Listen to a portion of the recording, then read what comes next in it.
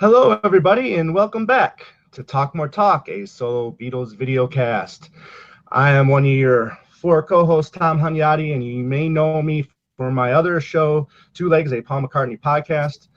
Today on this episode, we're going to be debating the question that's, a lot of people get heated about, and that's should Wings be included in the Rock and Roll Hall of Fame? I know a lot of people consider that just another part of Paul's solo career, but I don't know. We're going to talk about it, and we're going to get everybody's thoughts on that, and including yours. So please type in your comments, and we're looking forward to hearing what you have to say. But first, let me introduce my co-host. First up, she's back. She's refreshed. She's relaxed.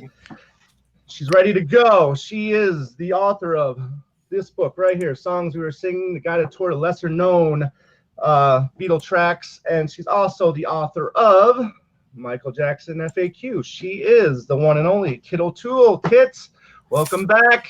Thank you so much, Tom, Ken, Joe. Great to see all of you, and wish I was drinking a rum punch instead of this Coke. But what can you do? Yeah, you had to come back, huh? I had to come back. Oh no, darn it! How do you know there isn't rum punch in that can? Right. Good point. You could be fooling us. Yes. Next up, he is the YouTube sensation. He is our favorite Beatles video guy over on YouTube. He does a lot of great solo Beatles, a lot of Beatles videos, a lot of fun rant videos, and he is Joe, aka Me, Mr. Mayo. Joe, how you doing? I'm doing great. Thanks for letting me be on again. Yeah, absolutely. So Ken Womack wasn't able to make it today, so stepping into the plate is our pinch hitter, once again, me, Mr. Mayo. Yep. So last but not least, he is the host of a very great radio show called Every Little Thing, and he does play every little thing. It's like having everything that the Beatles and the solo Beatles did on your iPod and just hitting shuffle. It's great. It's a lot of fun. I've learned so much listening to his show, and I've discovered so many songs that I never knew existed because of his show. He is also the host of the popular podcast Things We Said Today with Darren DeVivo and Alan Cozen. And here he is, Ken Michaels. Ken, welcome. Thank you, Tom. Thanks for all the kind words. It's great to be back. I've missed you guys. It's been a long time. Yeah, no kidding. It's been a long time. Yes.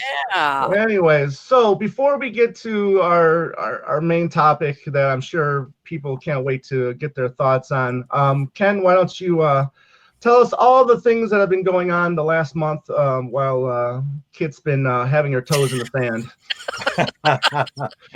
enjoying the sunshine. While Kit's been relaxing, Paul and Ringo have been busy. But, actually, let's just start by talking about Paul resuming his Freshen Up tour. He did so back on May 23rd in New Orleans at the Smoothie King Center. Nothing but glowing reviews, as usual. If you look online, all the reviews have been very positive. And I always make sure I check out the set list to see if there's any changes. There really were none, but I wanted to know from you guys what you spotted and what you found interesting, if anything, about the set list. Go ahead, Kit. Oh no, I was just gonna say I'm kind of surprised that he's somewhat surprised that he's leaving in. Maybe I'm amazed because that he's been having issues with his vocals on that on and off. And it's such a hard song to sing. It's so rangy. So I was kind of surprised that he took Yesterday out, but left that in. Yeah.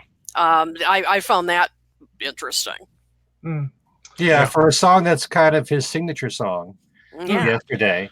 I mean, Maybe I'm Amazed is also such a big song out of his repertoire, but he hasn't done it on every one of his tours. But in recent years, he's been doing it constantly. But one of the things I'm surprised at is that he's still doing Being for the Benefit of Mr. Kite. I didn't think it would be going on as long as it has. He brought back Let 'Em In, which was nice. He brought back Dance Tonight, which is nice. He's still doing Queenie Eye, and I'm happy about that. Because sometimes what Paul will do is when he starts a new tour, the songs from his previous album will completely drop. It's as if, I'm only doing them because it's the new album. But at least he's continuing with Queenie Eye. So, I'm happy about that. Yeah. Like you said, Let 'Em In, I'm excited about. But the one that I'm really excited about that I haven't seen him do the two prior times was Junior's Farm.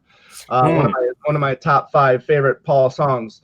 I'm hoping. I always wonder why he does the edited version. He leaves out a verse, not the radio edit version, if you will. Right. The line about Ali Hardy, right. Defense or something. Yeah, That's the line that is missing.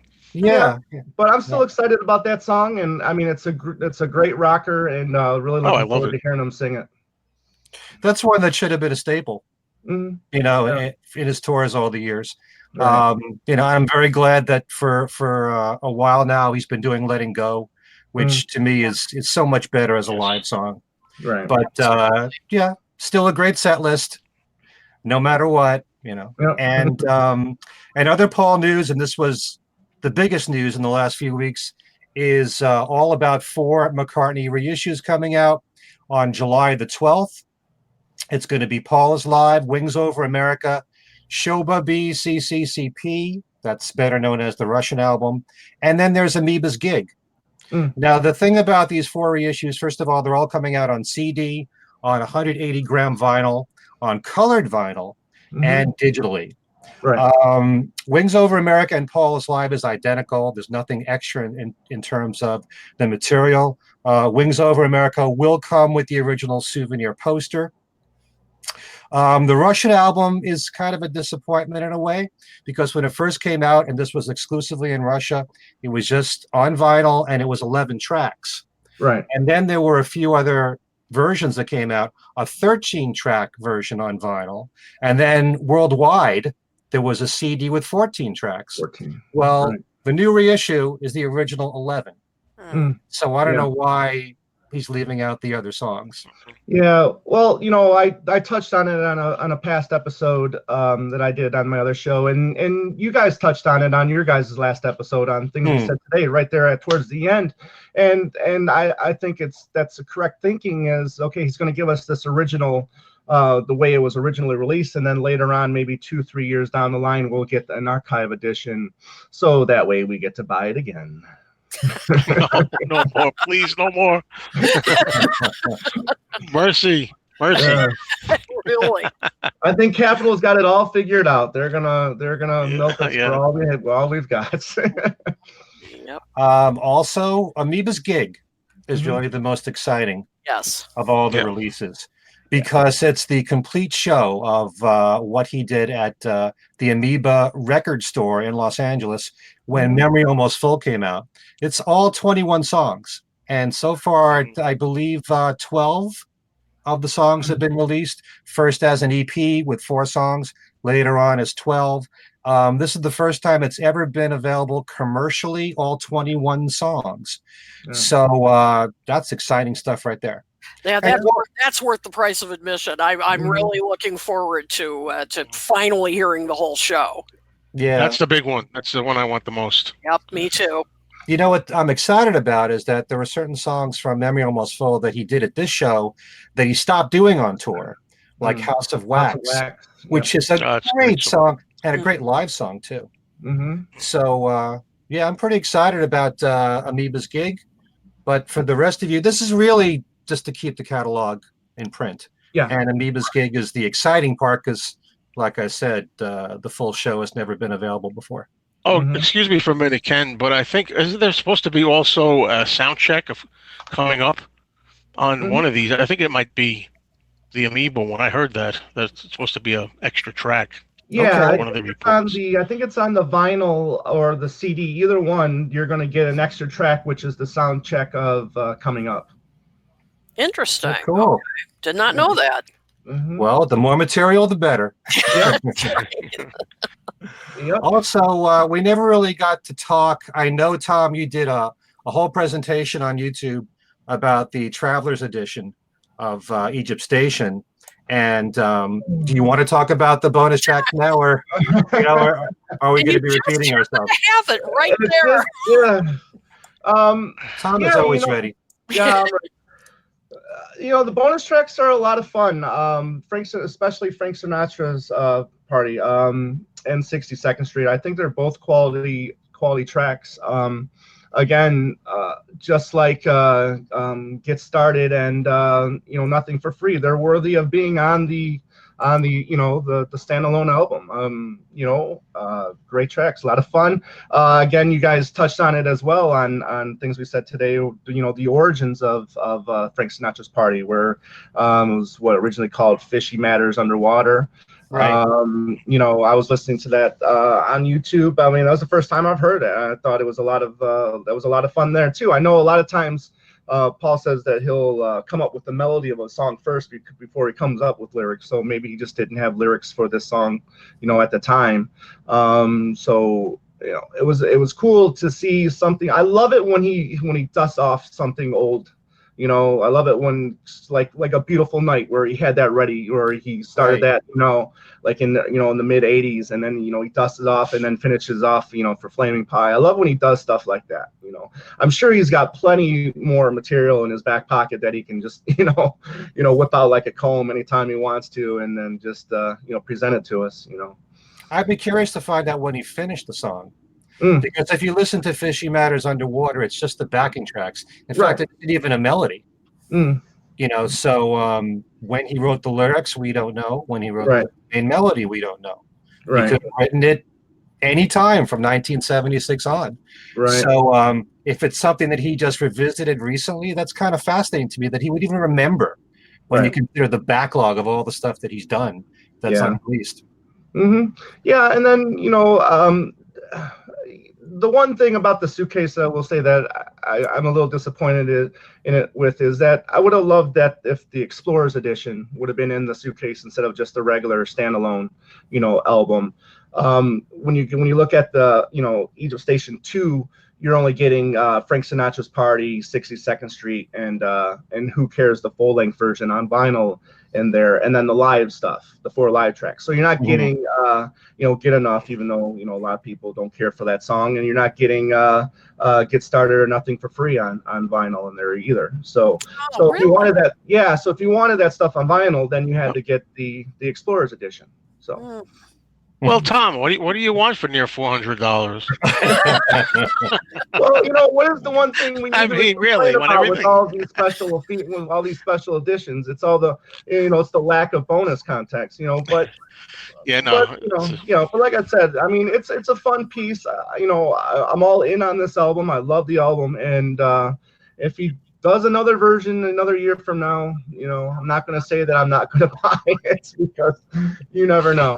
Because another thing, Ken, is you've mentioned before, is there could be up to 27 tracks that were presented or in the sessions. Now, however, I don't know if you're also including C-Link and Naked in those 27, because I don't know if those were originally considered a medley at first. Maybe he presented those tracks as standalone tracks and then later put them in as a medley. So I mean, as far as I'm concerned, I think we're getting 23 to 24 tracks now. So I'm hoping that this is it.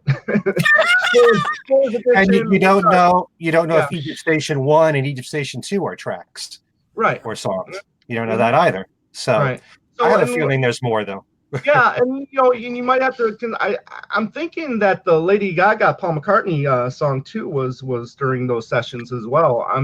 But that's for the animated film. Right. But they could have been done during those sessions as well. Yeah. So I mean, it could have been considered. That song could be considered a song from those sessions. Is what I'm trying to say. So all right. Yeah. Well, we'll see. He always keeps us interested. Always. More news. May 31st was a sad day in radio for New Yorkers, as I'm sure many of you know, as we bid farewell to one of the most popular rock stations. They later adopted an adult contemporary format, and that's WPLJ, who have now started being a Christian music station. Now, the reason I'm bringing up WPLJ is that the last song they played before they signed off was John Lennon's Imagine. Mm-hmm. Then they played something from Hall & Oates where they sang the call letters, I believe, and then there was a collage of DJs through the years. But I'm bringing this up also because it looks like history has repeated itself, because the most popular top 40 radio station of all time, certainly in my estimation, WABC in New York, when they entered their top 40 format, the last song they played was Imagine. Wow. And Imagine and PLJ are the same company, owned by the same company. So it's just kind of interesting that they chose Imagine for their final song. Nice. McCartney received a special award on May the 28th in New York City. This was the International Advocate for Peace Award in Lincoln Center during the commencement ceremony for Yeshiva University's Benjamin N. Cardoza School of Law. Very nice. Another award for Paul. In commemoration of John and Yoko's bid-in for peace in Montreal, which, by the way, we're celebrating its 50th anniversary, happened on June the 1st. That was at the Queen Elizabeth Hotel. The Royal Canadian Mint is now issuing a pure silver coin to celebrate John and Yoko's artistic talent and social activism. Also, Peter Asher will be having a new book coming out.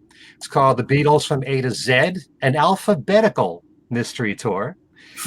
And it's based on 26 episodes of his very popular radio series on the Sirius XM Beatles channel. His show is called From Me to You.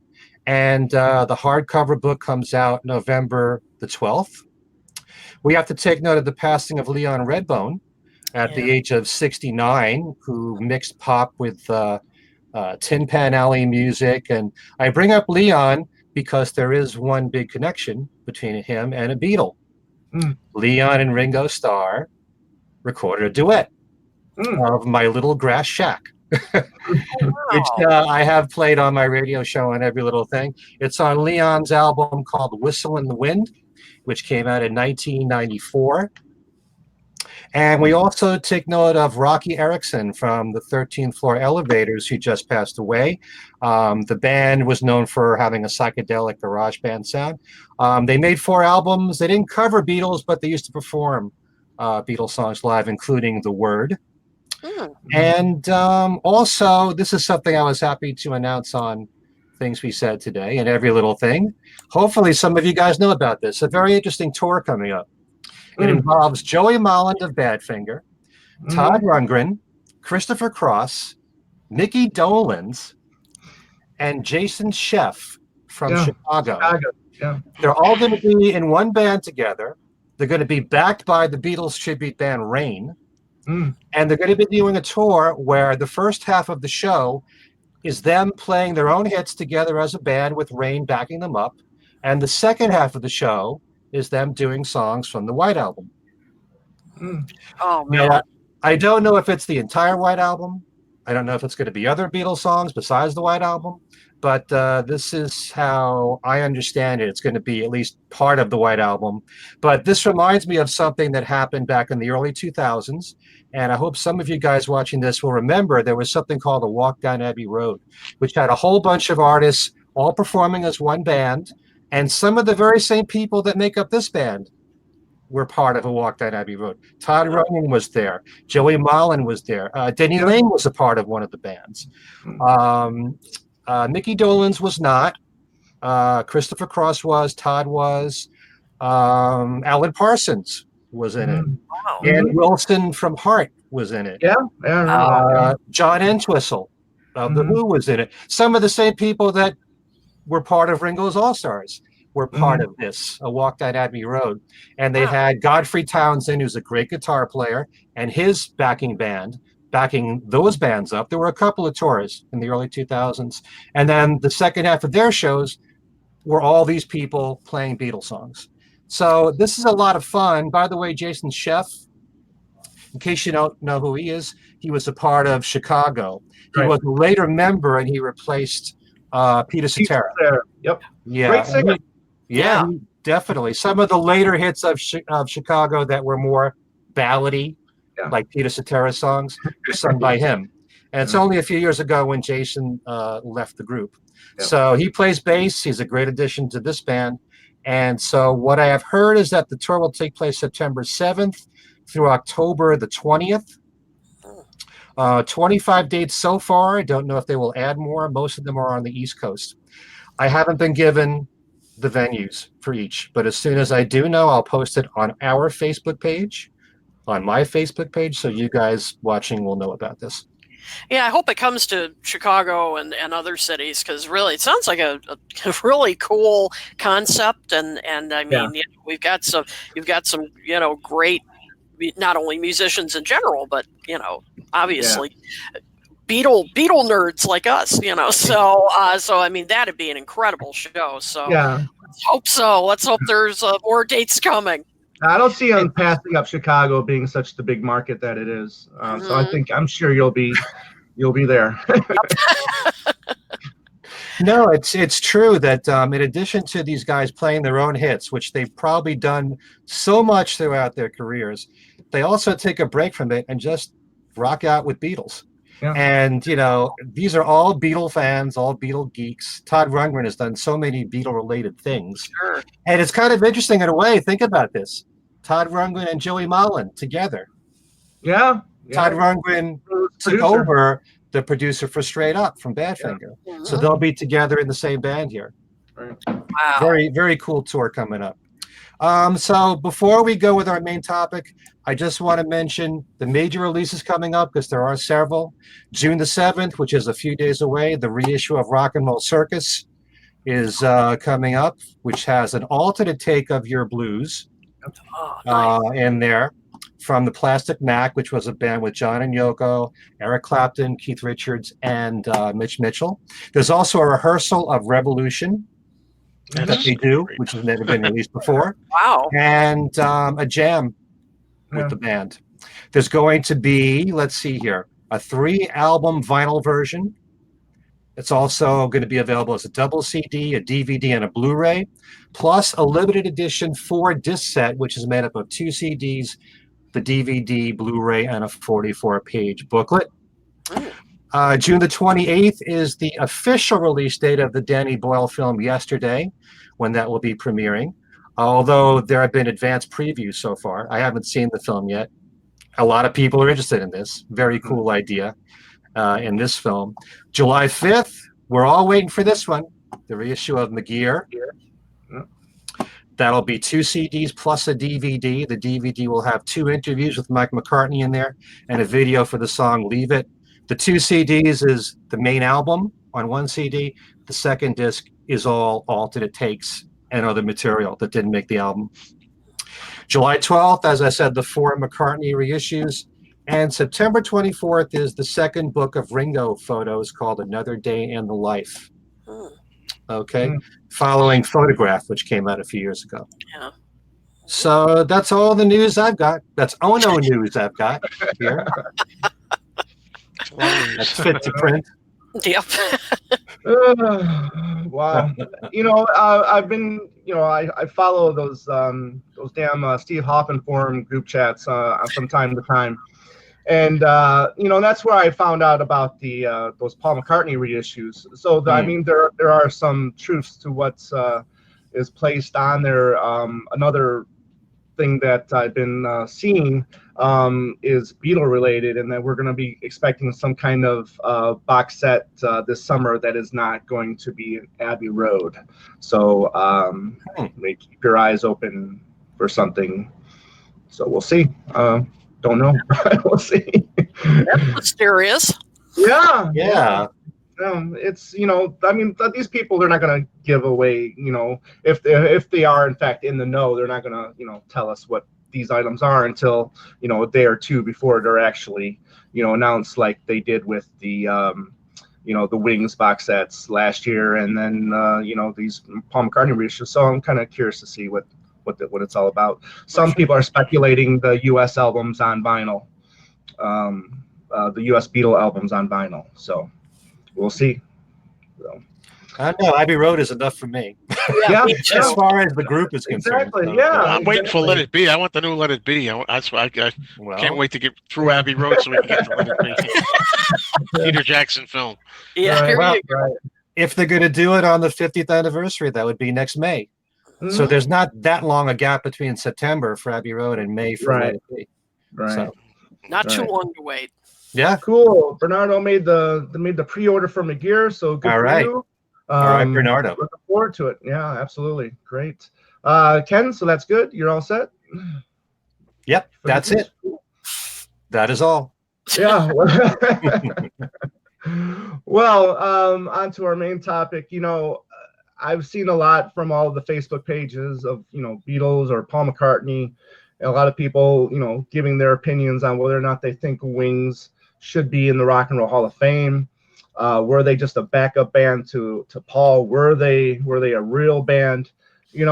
A lot of people have mixed opinions about it and different views about it. When Egypt Station was announced, how was it announced? It was announced as Paul's 18th solo album, meaning that those Wings albums weren't including in that. So they're not including Paul's time with Wings. So they're suggesting that was a different time. I mean, that was Paul's band. So therefore, yeah, I mean, Wings was a band.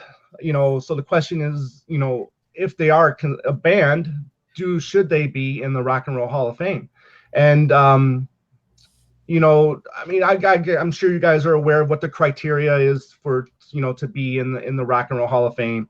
I was looking at the site earlier, and for performers, I got it here. yeah, performers, it's it says honors artists which demonstrate musical excellence, such as influences on other performers or genres, length and depth of career and catalog, stylistic innovations, or superior technique and skills. Now, I don't doubt that I don't think any of us would disagree that, Wings, couldn't meet this criteria. I think they were influential.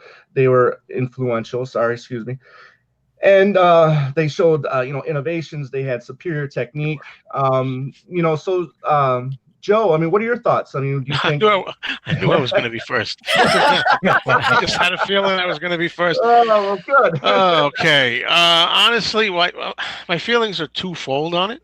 Mm-hmm. And what I mean by that is a lot of people, when you discuss this a lot of times, it's like, who is in the Rock and Roll Hall of Fame now? Who's the new nominees, when the news comes out? And a lot of people, including myself, feel it's kind of getting very relaxed standards all of a sudden. The criteria that you were mentioning seems to have been gone with the wind in recent years, I think. There's people that everybody will argue, and this is why it's a tough topic for me. Why is so-and-so in there, but somebody else isn't in there? And these discussions around the water cooler or around, if you want to say the internet, whatnot, always get like that. Everybody's got their opinions, who belongs in, who doesn't belong in. So, because of that, it seems to me almost anyone can get in. It seems you have rap artists in the Rock and Roll Hall of Fame. You have, Leonard Cohen. Hold on one second. I mean, I think people confuse sometimes what the Rock and Roll Hall of Fame really is. I mean, it's not just rock and roll. I mean, it's the roots of rock and roll, where it came from. So I don't mind, other acts from genres getting into the Rock and Roll Hall of Fame. But sorry, go ahead. Yeah, well, I'm saying, based on that criteria, I was going to say on the first half, well, sure, Wings belongs in, I think. But everybody is getting in. But I don't know. I love Wings. I love Linda McCartney's harmonies. I'll support Linda and defend her all day. Anybody says she didn't add anything to Wings, I think she was essential. And Denny Lane, of course, even writing with Paul and everything, terrific. But for some reason, I mean, I was thinking about it. Other than the fact that Wings had a run of good hits, big hits. I don't know on an objective basis if they really qualify. And I don't want to speak too long on this. I want to give you all a chance. But I'm thinking, I personally have this thing about, Paul or any artist being in like numerous times, Paul in it for the Beatles and then Paul in for just Paul McCartney, Paul in for Paul McCartney and Wings or just Wings. And then which Wings members get in? All configurations, just certain configurations. There've been different members over the years. It's an interesting topic, but like then I just want to bounce to the Monkees. Like, there's a reason why I'm mentioning the Monkees. I would love for the Monkees to get in. I think it's a sin that they're not in yet, and maybe some Rock and Roll Hall of Fame politics or something. But then I think, well, why would I say the Monkees and not Wings? Because the Monkees, the same thing. They have a lot of great hit records. The Monkees, a lot of big. That's always my defense of them. They were very big in the '60s, and they even topped over the Beatles for a period of time on the charts. So then, isn't that the same thing? I ask myself for Wings, because all I really could think of for Wings is that they had a lot of hits. Mhm. Did anybody really become influenced musically and say, "Hey, Wings made me want to play out and play guitar"? Maybe. I don't know. So I'm kind of like of both minds about it. Maybe people who are pro Wings being in can convince me during the course of the show a little bit more. I'd love for them to be in, but I'll take it if I can get it. Right. But yeah. Well, like you said earlier, I mean, Caitlin here just makes a good point. She says Clapton is in like 20 million times. I got my notes right here, by the way, about Clapton. He has been 3 times with Yardbirds, Cream, and his solo career, and he could be eligible for 2 other projects with Derek and the Dominoes and Blind Faith. Right. And even his time, even his help with Mayo and the Blues Breakers. So. I mean, he could get in multiple more times, but then again, here we go. I mean, so if he can get in all these times, why can't Paul get in? But Kit, I mean, do you think the Wings are their own band, or are they just a Paul backing band? Well, I have to say, Mr. Mayo and I a lot of times agree on things, and much of what you said, I agree with. Yep. So we always seem to be on the same page with stuff. It's scary. I mean, the thing is, I mean, first of all, before I say this, I love Wings. I love the Wings era. I mean, there's so many great songs that come out of it. And the musicians that played in Wings were fantastic. Yeah. I mean, first class. I mean, no question. So this is absolutely nothing. I'm not detracting from their ability at all. I just always felt like that Paul was definitely he of course was the driving force. And I think I read somewhere that even Lawrence Juber referred to himself as a hired hand at one point. Now, I think they did have some input. I'm not saying they had zero input into the music, but other than Denny Lane, I just don't see that they were real equal collaborators, And so I just always felt like, it's listed times Paul McCartney and Wings. And, so to me, Paul was the driving force, and these wonderful musicians, kind of, I mean, he directed, in my opinion, he directed most things. So I don't know if I would consider them a true collaborative band. I mean, to me, it was a project that Paul headed. And, so those are just my 2 cents. So kind of, backpacking a little bit on what Joe just said, that they had a lot of hits. They really did. But as Joe said, and I think he raises a great question, did they really influence other people to pick up the guitar and all that? I don't know. Yeah. Yeah, right. And then, one of the criteria that's not, listed is popularity, how many hits you have. Right. So, I mean, that kind of like, deletes itself out. Yeah, they sold a lot. Yeah, they had, number 1 over number 1, L singles, number 1, L long players.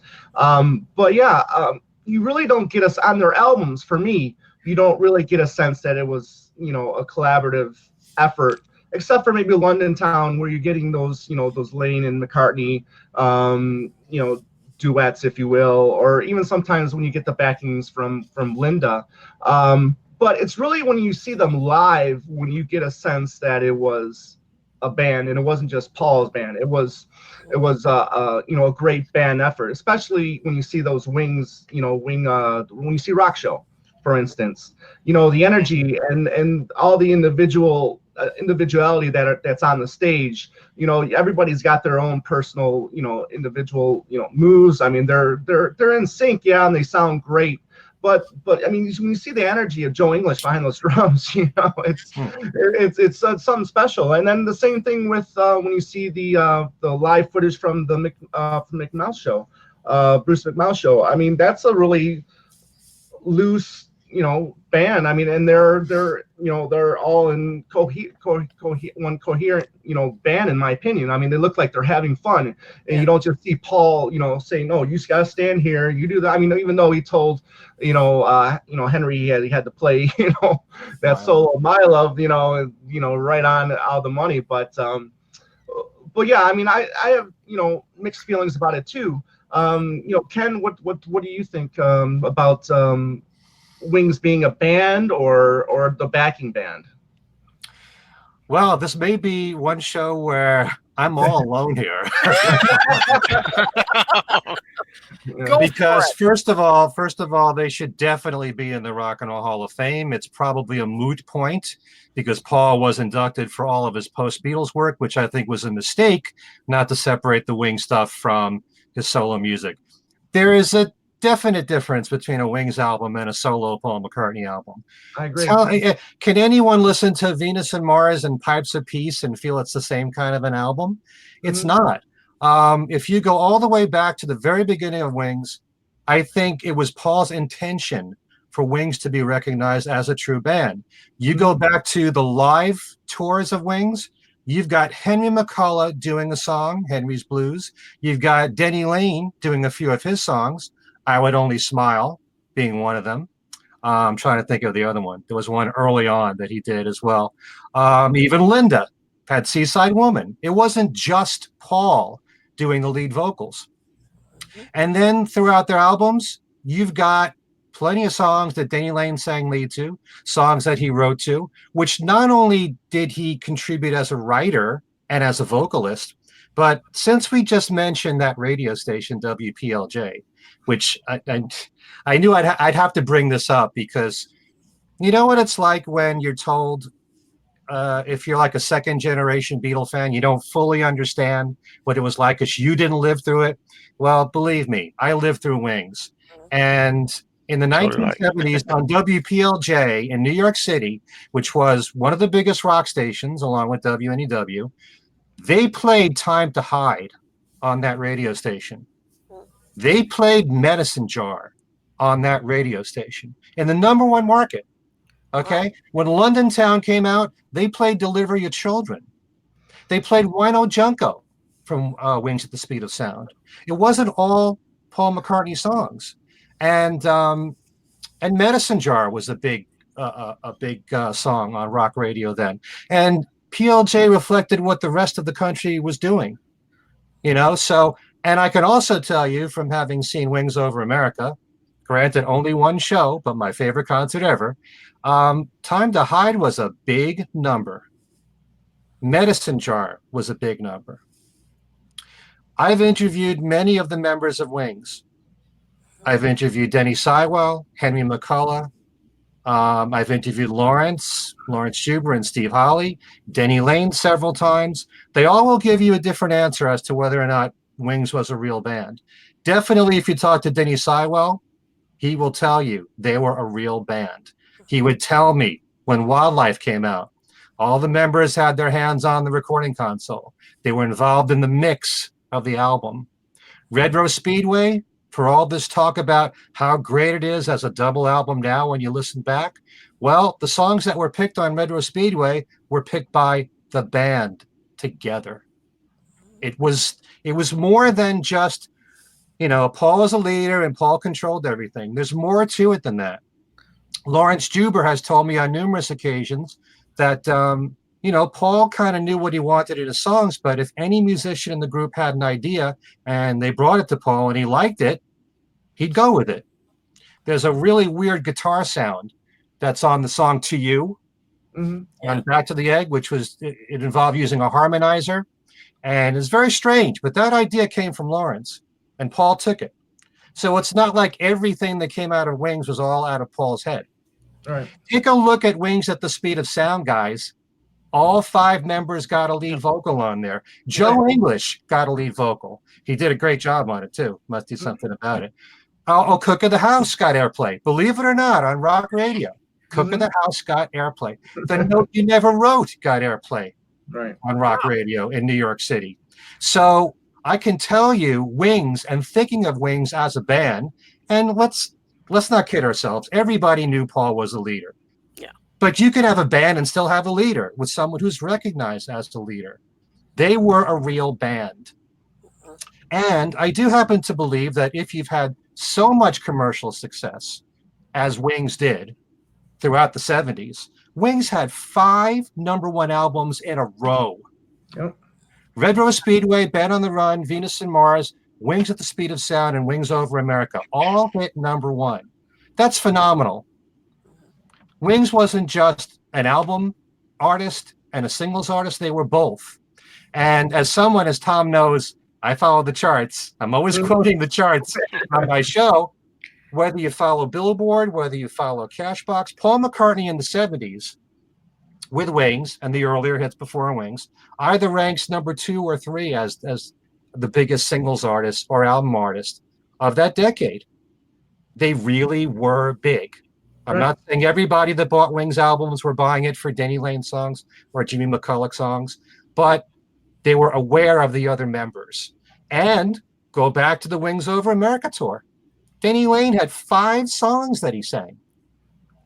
That was a conscious decision that was made by Paul. And Jimmy McCulloch had Medicine Jar that he did live. And even later on in 1979, in the UK tour, Denny sang Again and Again and Again, and no words. So it's kind of interesting. I kind of wish it would have been really interesting if Joe English hadn't left and Jimmy McCulloch hadn't left, what London Town could have sounded like. Maybe it would have been something close to Speed of Sound with everybody getting lead vocal. I found that fascinating. You know, made a big difference to me personally about Joe English because, man, he belted out his vocals on Must Do Something About It. Great job on that song. But those were all decisions that Paul made. And so I think that Wings was definitely a band. And I think that if you have this much commercial success, you have to be somewhat of an influence. You know, there's a lot of people that picked up a bass because of Paul McCartney, whether it was Wings music, whether it was his solo music, and certainly from the Beatles days.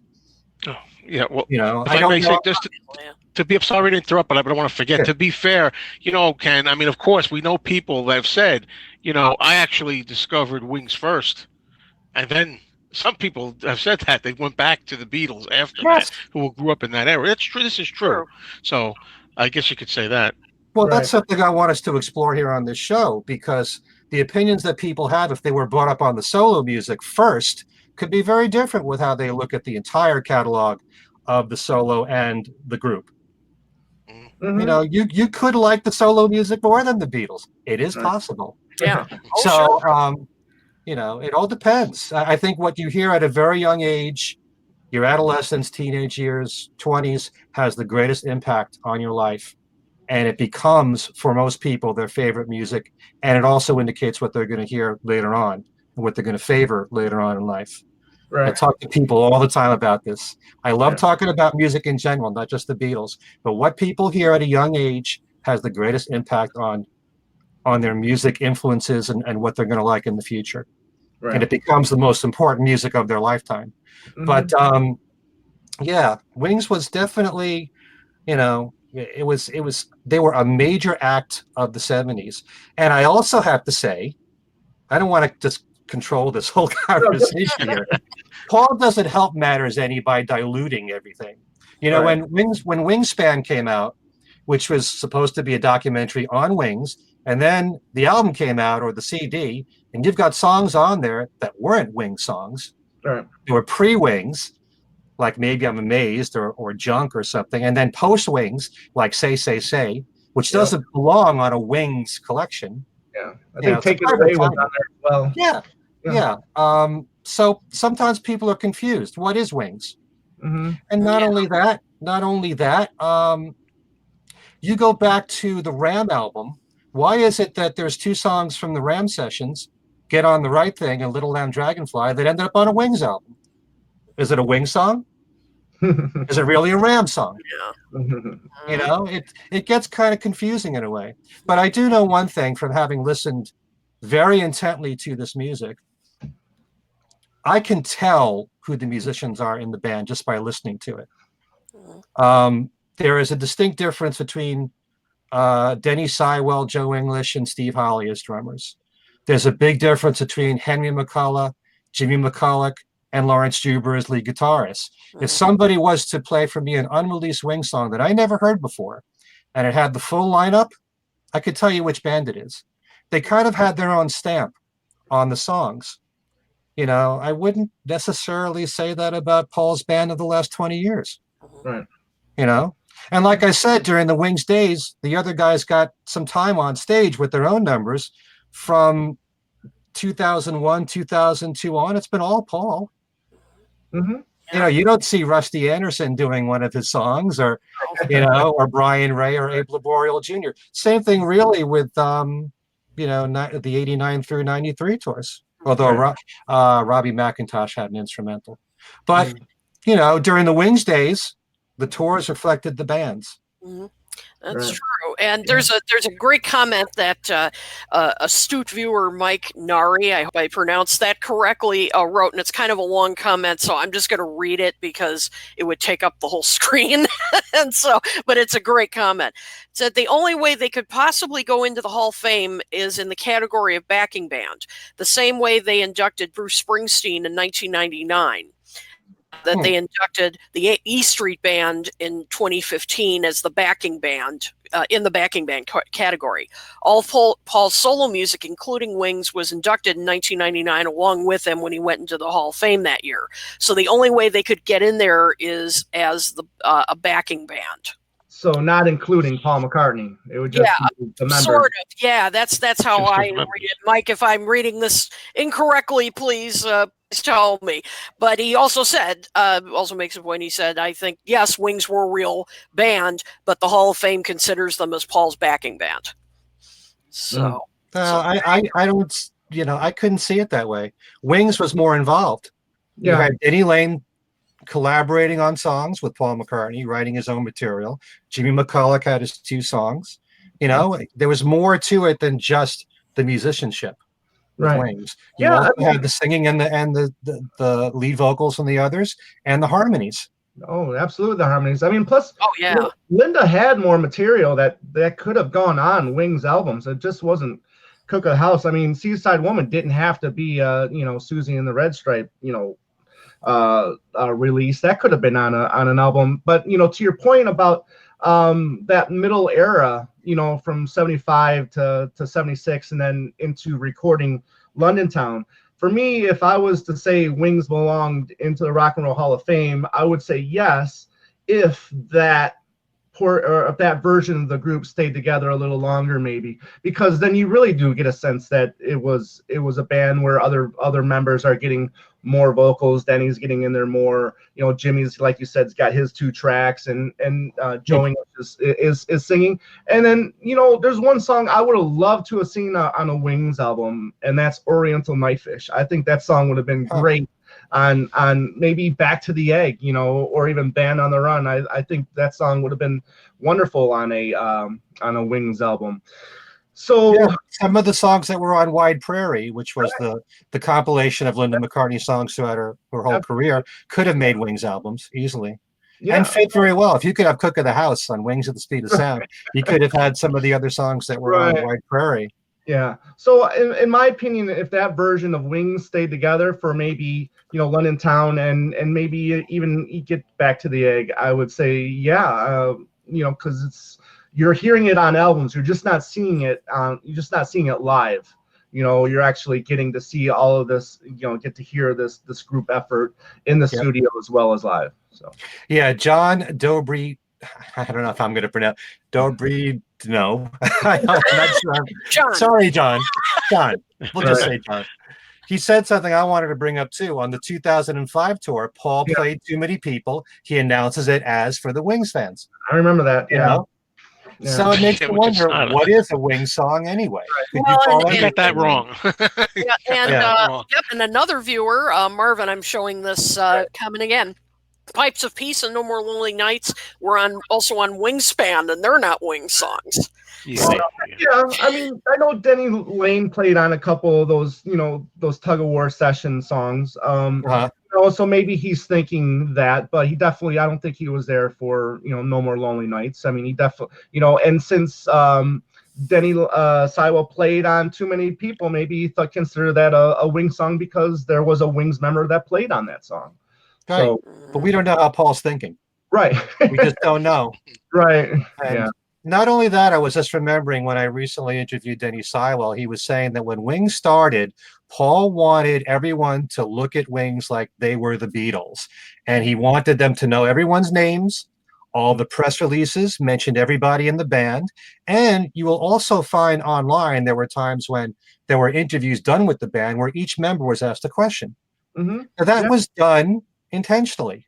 Yeah. So that it wasn't just Paul being asked all the questions or Paul and Linda. That was done on purpose. Yeah, you can see that on YouTube. See those clips on YouTube. I think it was like a Tom Snyder interview where he interviewed, the band, and then he interviewed Paul and Linda afterwards. I believe that's how it went. And you can see all different kinds of interviews where they're all of them are getting questions. So I agree with you, Ken. Yeah. But here's where it would be a real struggle to think of Wings as a band. One of the problems that you have with Wings is that every single hit was a Paul McCartney song. Right. You didn't have Time to Hide as a top 40 hit. You didn't have Medicine Jar as a top 40 hit. But, every single, all the big hits were all Paul. Compare that to Fleetwood Mac, or the Eagles, where you had many different vocalists, who lead vocalists who shared in the hits. Right. So the perception of Wings to a lot of people is not that they were a full band. They were Paul McCartney's band. Mm-hmm. Yeah. Yeah, I agree with that. Yeah, I mean, I was going to bring that up too. Yeah, so many bands that are in had so many different, lead vocalists, whether it was Chicago or the Eagles, Fleetwood Mac, even Kiss, So yeah, Joe, Wings a backing band, or are they a band? No, well, I mean, they're a band. I think they're a band. I don't think that's really the question, really. I know a lot of people do question it in general, but for this, I'm thinking more in terms of do they belong in the Rock and Roll Hall of Fame?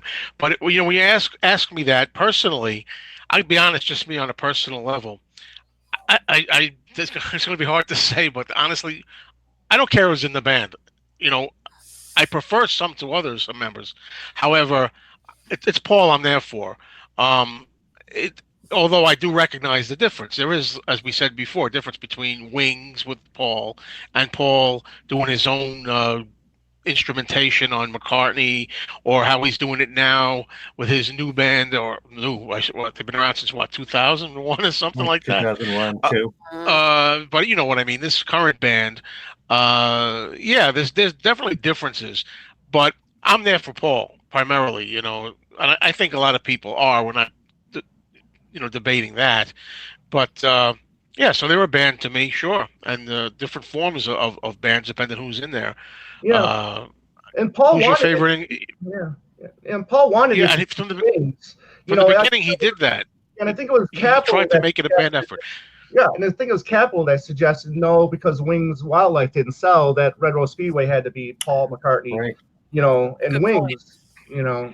So it wasn't his doing on that. Right. So, I mean, there was real,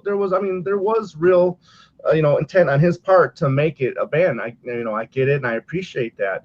However, with all of that Paul material all throughout, those albums, except for, maybe, Wings at the Speed of Sound. I mean, it's hard for somebody someone new to come in and say, okay, wow, sounds like it's Paul and plus his band, So, but also to further your comment about the name being used, starting off as Wings, it didn't do as well. Then it was Paul McCartney and Wings. As soon as Ben on the Run did well, then it was just Wings. Right. Paul didn't want to have to rely on the name Paul McCartney. He wanted the world to look at the band as Wings. True. Right. So his intentions were good from the very beginning. Whether it was executed well is really what we have to debate. Yep. Right.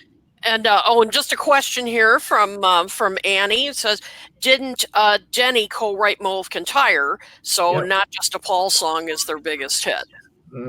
Yep, absolutely. That's true. Yeah. Although Mull of Kintyre wasn't a hit here, it became at the time the biggest hit in the UK. Mhm. You know, Right. that's true. But You I know? guess I just, talking about different albums, like I tend to think of Band on the Run as, primarily Paul's baby. I mean, I just felt like on that album in particular that, that was his concept, his project. And again, I'm not saying he didn't, accept any, suggestions or anything from the band. And as you said, by the way, we keep mentioning Medicine Jar. That's a great song. Oh, I love that. Should have been a bigger Love hit. that. And I mean, it was about something very serious, but it was a great, great song. But, I still felt like, it was Paul driving, steering the ship, however you want to put it. And so, whenever I just think of that, and as Joe just said, I kind of agree, as much as I do love the different musicians that have played with Wings. I mean, as I said before, I mean, these are top level people. I mean, they all brought their own flavor. But Right. as Joe just said, primarily it's Paul that draws me, to the albums and everything. So I have to, once again, Joe, I agree with you.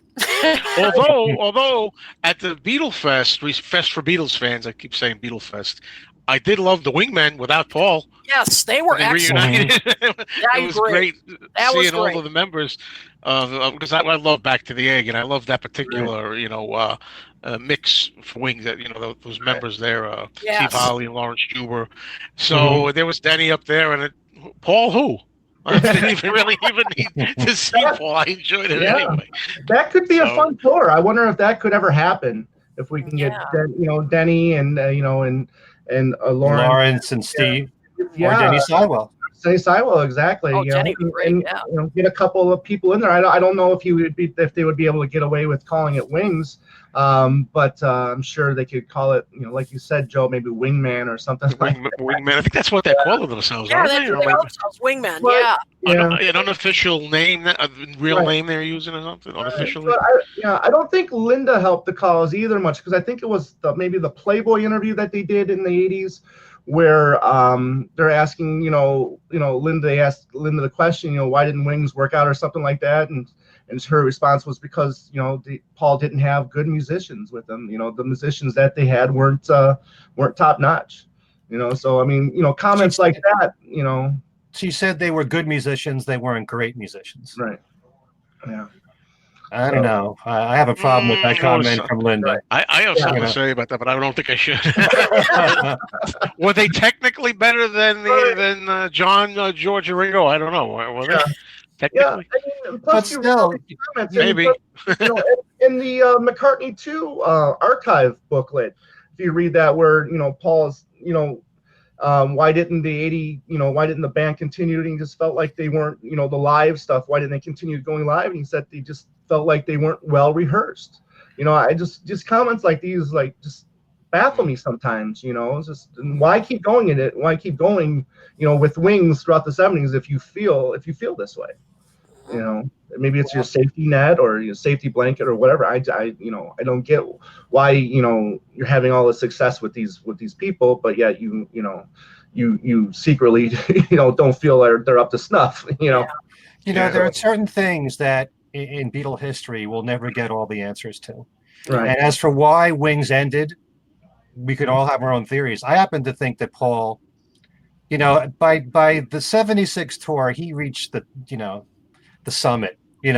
He proved that he can make it totally on his own without relying on the Beatles, although he did do 5 Beatles songs. It wasn't a lot, but he toured the whole world. He sold out everywhere he went. I think he got kind of tired of losing the 4th and 5th members along the way. Yeah. Right. And so then building the band back up again. Right. So, that he probably got fed up with that. And, there are limitations when you're in a band. Right. Working with the same people. And, the Beatles went through that too. Mm-hmm. So probably Paul felt that it was time to start doing something else. When you watch that interview that was in the McCartney 2 package that he did with Tim Rice, Was it? He looked like Yeah, he was really bored to even talk about Wings. Like it's time to Yes. move on already. Hmm. So I think he just had enough with being in a band. And Right. if you ask Denny Lane, he'll say that he left because he wanted Paul to keep touring, and Denny Right. loves to perform. Right. So, and yet, why did Denny continue with Paul during Tug of War and Pipes of Peace? Right. He still kept working with him. He kept Yeah. working He with stayed, right. and Lawrence and Steve left. Right. We'll never know all the answers, Yeah. but I still think that Paul was kind of tired of being in a band at that point. Right. Well, I think that, I think he still wanted that kind of a little bit of that Wings sound, even though George Martin didn't want a Wings record. But it's still, I would still consider Denny Lane like a safety net, during those sessions. He's there, those harmonies are still there throughout those albums. And personally for me, I think his albums, as great as they are after the Wings era, I think they're really missing those Linda and Denny backing vocals. I really miss those harmonies on Paul records these days. But not saying that they're bad albums, because they're great. I love Egypt Station, but that's an aspect of his records that I really miss. Yeah, well, the core members of Wings were always Paul, Linda, and Denny. Yeah. Right. And getting those harmonies made a huge difference. And Denny Lane also made a lot of contributions to the group. He brought a folk element to the band, especially on London Town. And he and Paul just really blended well together. And I know that Denny said to me, Paul was always encouraging him to write more material. Mhm. And so we had 5 songs that he and Paul wrote together on London Town. So you wouldn't do that with a group that's all just backing musicians for you. Right. You wouldn't be writing with members, or in this case, Denny Lane, if you just thought of the other members as hired hands. I don't remember Lawrence Schubert saying that about Right. that I saw comment. that somewhere. I'll have to look up that quote, because because I know I saw that somewhere where he said something about, I was just kind of a hired hand. But I mean, he wasn't saying it like in a bitter kind of way. I mean, Right. as I recall, he was just saying, I wasn't the leader for sure. Right. Go ahead. Yeah, Go ahead, I also want to say that when Denny Lane was inducted into the Rock and Roll Hall of Fame for being in the Moody Blues, there was an interview he gave to Billboard where he was questioned about Wings, and he said that Wings was Paul's backing band. And yet Denny has flip-flopped on this. Yes. I've interviewed him several times. Like I said, Paul was always encouraging him to write. You wouldn't do that with someone that's just a backing musician, So, and I also think it's really crazy, if you think about this, that Denny Lane is in the Rock and Roll Hall of Fame because he was a founding member of the Moody Blues. He was only in the group for a couple of years. Right. He was the entire decade with Wings, and he's not in there as a member of Wings. Does that make any sense at all? That's I mean, with what you said earlier. Member. You said earlier about the E Street Band being in for a backing band. I found that interesting when that happened, and automatically thought, well, that could be the only way that Wings would get in there, since the person earlier mentioned about how the Wings stuff was included in Paul McCartney's catalog when he was inducted into the Rock and Roll Hall of Fame. So that is an interesting point. So Kit, yes or no? Oh boy. Okay, I'm getting ready for the virtual tomatoes that are thrown at me. And again, I love Wings. I love it, but I'm voting no. Mayo, hold a tomato. No, with some serious reservations now. I think Ken really made a lot of solid points, and but still, at this point, I'll say no. Ask me 6 months or a year from now. My man. Yeah, a song you love yesterday could be a song you hate tomorrow. It's so common in this Beatle world. I really thought about this hard the last couple days, and I want to say yes. I really do. And if that that mid era Wings version stayed together longer, I would gladly say yes. Were their contributions significant? Yes. I mean, as you said, Ken, Denny Lane, he was there from the beginning. I mean, he co-wrote many songs. He co-lead on many songs, and his guitar work, throughout is excellent. And so for that, I'm like, back and forth by maybe an ounce, It's a complicated question. It's more complicated. Yeah. Exactly. And again, if Jimmy, had a couple more songs, maybe, if depending on how London Town turned out, they recorded Girls' School early in those London Town sessions, Imagine Girls' School in London Town. I thought that would have, made a, solid effort on London Town as well. But, pains me, but by a narrow margin, no. I just wanted to say too that I know what Ken's talking about. I grew up in the '70s, and it really was Elton John and Wings a lot. I mean, that's what I think of my childhood growing up in the '70s. That's what I remember being the biggest at the time. Now, granted, I was a Beatles fan, Paul fan, but it seemed like so many Wings hits and Elton John. Elton John, I got to give them the number one spot too there, but that's still good for Paul, at that time. So yeah, they were very big. They were huge, There isn't anybody on this planet that wouldn't kill to have had the success that Paul McCartney had in the '70s. Absolutely. And there's a lot of young Beatle fans that aren't even aware of it. Right. That know how great the Beatles were in the '60s, and that's fine and good. But that's kind of like a revisionism when you think about it, because a lot of young fans do not know all the success that the Beatles had on their own. And certainly in the case of Paul, he had 9 number one singles post Beatles. That's a lot. That's for all the attention that we give to all the Beatles accomplishments on the charts when they were together. 20 number one singles, occupying the top 5, in Billboard. The Beatles had more success on the charts as solo artists than any solo artist from a previous band, ever. And most fans today that grow up just learning about the group aren't aware of that. And, and I do believe, and we discussed this on Things We Said Today back when it was with Al Sussman and Steve Marinucci, and I think that Al had said, because I questioned, if you have commercial success, does that mean that you should automatically get in? Does that automatically mean that you've been an influence? And he thought, yes. If you're really selling millions and millions of records, you have to influence some people. Right. And, and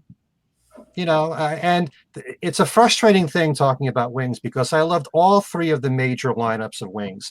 And for the 4th and 5th members to leave all the time, and you kind of wish, what might have happened if it stayed with that same lineup? It could have gotten better and better and better, but we'll never know. But for what did come out, I'm very happy with all that music, and it's it's a great catalog, and it doesn't matter whether or not Paul's the leader. There's lots of bands out there with leaders that are obviously. Don't forget the line, though, Ken. I got to say, the line that was in the '70s that you probably heard was, some people would say, "You mean Paul McCartney was in a band before Wings?" That's right. So that shows you, right? That's an old line that used to be used. Yep. And by the way, but on the same token, I'm reading 2 comments here. Michael Rice, I knew Paul McCartney in the '80s before I knew who the Beatles were. Doug Brandno, I actually discovered John's solo career before the Beatles, but it didn't really influence my decision. I just thought of it as John with 3 other iconic musicians. A lot of people discovered the solo music first, and they could have a different impression when they get to the group. It's all good. Yeah. It's all good. So Ken, I guess we know yes for you. Yes, 1,000 times yes. I had no idea. I'm shocked. Do I think it'll happen? Probably not. But it really, they should have never inducted him for all of his post-Beatles work like that. Right. Well, you've got plenty of backers in the audience here, Ken. Right. Was George Harrison inducted with the Traveling Wilburys too? Was that just included? Ask that question. I mean, now, should we consider, Traveling Wilburys or even Plastic Ono Band hall worthy? Mm. Oh. Plastic Ono Band, no. Tough one. The whole concept of the Plastic Ono Band, according to John, was to be revolving musicians that would keep changing Yeah. over again. Yeah. So I don't know. You are the Plastic Ono Band.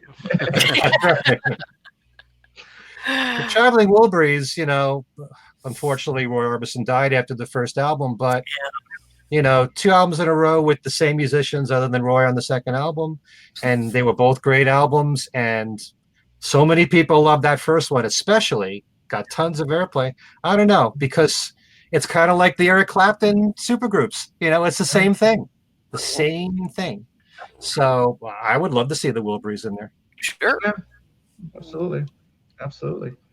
Anybody else want to bring any last comments about Wings in the Hall of Fame, or just Wings in general? Not I. I think this has been a really fascinating discussion, and there's some wonderful comments that and by the way, everybody who's watching now live or later, we do read the comments, we do respond to them, and we love them, and it's just really interesting. People have great arguments on both sides and make some valid points, and it just shows you this is really a more complicated topic than it seems on the surface, and I feel like this is going to go on for a long time. I'm happy that people think they deserve to be in as a band. Absolutely, I don't want to give that impression that I don't think so, but I think it's excellent. But something I've said many times when it comes to the solo music, most of the people who are very critical of the Beatles solo music are people who haven't listened to it all that much. They'll listen to an album once or twice and then make a judgment call on that. There are people who don't really know Wings, that didn't follow the history of Wings, that didn't live through Wings like I did, and Joe. And if you really follow it and you pay attention and you listen to each of the members' contributions and you become more aware of what they did on the studio albums and live, then you'll realize that there was a lot more collaboration there. Collaboration is far more important to me than anything else in a band. It's more important than the payroll of the band. Right. I'm always hearing, well, Wings members are on retainer. I don't care. I care about what's in the grooves. Right. I care about what's in those songs. Henry McCullough made a great guitar solo in My Love. It's outstanding. It's a classic. That's his contribution. Paul loved it so much, he didn't want it to change. That's how much he loved Henry's lead guitar solo. There's all kinds of contributions like that, and you just have to spend more time and listen. That's how you get to know this music. Yeah. I can see him say, look, you came up with the damn solo. You play it every night. Anyways. Well, let's do the round table here. Let's see what everybody's got coming up in the near future. Ken Michaels, what's going on with you? Continuing with things we said today, new shows every couple of weeks. We did a show recently on George's Wonderwall music, and we examined that. We just did a show on how the Beatles influenced us, meaning not the fans, Alan, Darren, and myself. And really, we could have gone on for another hour. Certainly I could have.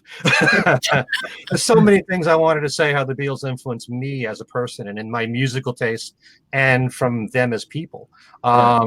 And maybe we'll save that for another show. I don't know. But on my website, as usual, I have Beatles trivia every single week where you can win one of 9 great prizes.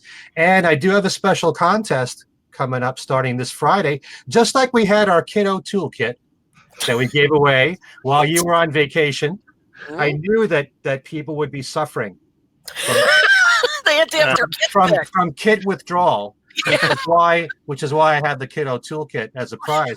So similar to that, I'm doing with one of our other friends, Jude Kessler, who's written a series of narrative books on John Lennon. She wants to cover his entire career, and so far she's done 4 books. They'll take you into early 1965.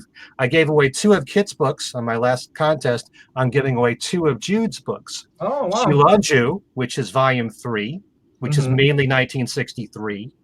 And then her new one, which is Should Have Known Better. Yeah. There's Should Have Been There, Shivering Inside, She Loves You, and Should Have Known Better. It's all S's with Jude. She's really put. What is the deal with that? I don't know. She really puts a lot of work into those books. I tell you. I mean, she really does a lot of research on those books. Yeah, the newest one is really all about Beatlemania exploding around the world and in America, and it takes you into early '65. So you can win both those books in a special contest, which starts this Friday on my website. Over the course of a week, I'm going to ask 2 extremely simple Beatles questions, which I normally never do. I'm making it very easy. This may never happen again. So over the course of that week, if you write down the answers and email me the answers, one person will win both of Jude's books. So that's at kenmichaelsradio.com. All right. You should have a trivia question coming tonight too at some point, right? Your weekly trivia? That's true. Oh, you pay attention, don't you? You notice, by the way, as you know, no, go ahead. The last trivia question that I asked had to do with something that we revealed on our last show about George's sense of humor. Right. Yeah. You know, so the question was, I had a game called Famous Groupies, which I named somebody famous in the lyrics of a Beatle or solo Beatle song, and the person was Socrates. So he's in the lyrics of Grease from George Harrison. So one of our listeners do that, won a prize. And so, you sometimes just by watching this program or listening to my other shows, you might know a future answer. Right. So pay attention. Yeah. You did it a couple times on your radio show too. You did an answer or you did a question on Monday, and if it was like song related, you played the answer on your radio station. You're very good. You picked up on it. Yeah. Wow. Yeah. Well, you know how much I used to love playing your contest. Yes, you won a ton of stuff. Yeah. Kiddo Tool, what's going on in your world now that you're back and hopefully settled back into your regular routine? Yeah, I'm getting there. I'm getting there. No, I do have I have a new Deep Beatles up where I talk about Teddy Boy, which was kind of an interesting thing to research, and I'm doing a series on songs the Beatles either, never performed, live, never officially released, demos, that kind of stuff. So that's up at Something Else Reviews. I'm also doing a series on Blinded by Sound on Marvin Gaye and this album that came out, kind of a new collection of some previous unreleased songs, some not, called You're the Man, which is really an interesting collection. So, that's up on Blinded by Sound. And I'm going to be on another podcast pretty soon. I don't know all the details yet as to when it's going to be on. So just go to my Facebook page, Twitter, all that stuff, and I will let you know of the precise date. And I think that's everything that's going on right now. Okay. And somebody asked me, do I still have the hat? Yes, Tim, I still have that hat. Maybe next time I'll wear it. Yeah. Didn't someone say something about your best Nancy Reagan impersonation? I think that was Tim. I think that was you. Yeah, that I was. Yeah, when you asked about should wings be in, just say no. I've been compared to a lot of people, but Nancy Reagan, that's a first. Well, speaking of other podcasts, Ed Chen was nice enough to have me back on his show. When they was Fab, we discussed the bonus tracks from Egypt Station, and a lot of other Paul bonus tracks, or I should say non-album tracks of Paul's over the last 30 years. So that was a lot of fun. So you can hop onto Podbean or iTunes and type in When They Was Fab and check that out. On my other show, Two Legs, David and I, we just did a show on the suitcase. Once again, this big honking thing, so I talk about that, and then David got to see Denny Lane in Michigan, so he reviewed that show, and he said he had a really good time. It was a lot of fun. He got the set list, and he got Denny Lane to sign it, so he'll have that to frame and to hang on his wall. In the future, I had a special guest on the show, and and maybe he can talk about that when I turn that over to Joe. So, Joe, what do you got coming up in the future? Thank you. I was going to say just that. I had a lot of time to think while the other people were talking. No, actually, as Tom says, I was just a guest on his show, the podcast, Two Legs, with him and Dave, and I'm excited whenever that's going to be on. I can't wait to hear the playback of it. So you can look for that. Also, I have a YouTube channel, Mean Mr. Mayo, and I do all kinds of things, reviews, talking about the Beatles and solo Beatles. I do some comedy things too. But in addition to that, different hunts, going around looking for rare stuff, showing some rare Beatles and solo Beatles stuff. I keep getting a lot of that. And recently I found a scrapbook on some of my newer videos, if you want to check back a few. It was this scrapbook by, I guess, an estate sale. Someone had passed away, and this person was obsessed with collecting all kinds of clips in the solo years, and really the 70s, and some from 69, 68, 69, going to like 77, 78. And it's all kinds of stuff as it happened. Reviews of Paul's albums and whatever was going on with John at the time. So I was going through that scrapbook, and it really was an amazing find to find it was a big bulky book like that, and it's worth watching that. So always looking for new Beatles and solo Beatles related ideas to put on the channel. Cool. Awesome. Very Well, nice. and then for Talk More Talk, you can find us on our Facebook page, Talk More Talk, a solo Beatles video cast. You can email us at talkmoresolotalk@gmail.com. Kid, I always forget the Twitter. What's the Twitter? Okay.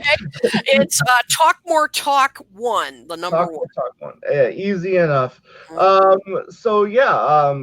Please feel free to like our page, and you can discover when we'll be back, as we are a bi-weekly show. So every other week we are here with a new topic live, and then afterwards the lovely Kid O'Toole will put the show up on YouTube for us and all the other outlets, including Podbean, iTunes, Spotify, you name it. We're there. Kit, thank you so much for doing that for us. Sure. And it's been a lot of fun, you guys, so thank you very much. So for me, Mr. Mayo, Ken Michaels, Kid O'Toole, I'm Tom Hunyady saying, till my head's filled with pain, rack my brain. Say bye-bye. Bye-bye.